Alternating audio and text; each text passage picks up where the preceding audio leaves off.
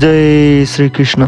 Okay guys, welcome to day 53 of 90 day challenge. बिहानै उठ्ने बित्तिकै हामी लाग्यो इमाडल फुटसल। आज चाहिँ फुटसल खेल्न होइन, खेलाउन थियो। कलेजमा फुटसल कम्पिटिसन भइरहेको रहेछ अनि सुशील सरले मलाई फोन गरेर बोलाउनु भयो। हिजै कल गरेर बोलाउनु भएको थियो अनि म उठ्ने बित्तिकै लागेँ फुटसलतिर।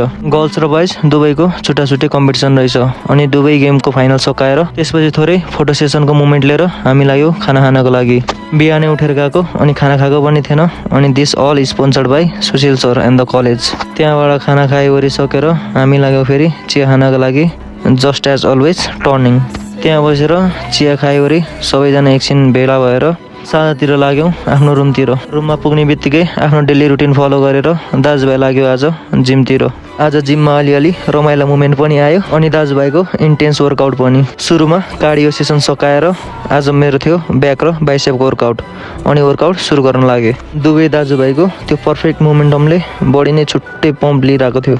सुरुमा ल्याट पुल डाउन अनि त्यसपछि wide spread ल्याट pull down perform गरेर ब्याकको वर्कआउट इन गरी त्यसपछि बाइसेपको सुरु गर्न लाग्यौँ। एभ्री सिङ्गल सेट फेलियरसम्म गरेर समटाइम्स हार्स मुभमेन्ट अनि त्यसपछि समटाइम्स फन्नी मुभमेन्ट पनि भइरहेको थियो। यति गरिसकेर अनि आजको वर्कआउट इन गरी दाजुभाइ लाग्यो रुमतिर। रुममा गएर अनि त्यसपछि मन्दिरमा माटमा आएर सामानहरू लिएर मासु लिगी रुम गयौँ। ओके गाइज, यसरी नै आज दिन बित्यो। This is for today. Do like and subscribe the channel. Time to do it again tomorrow.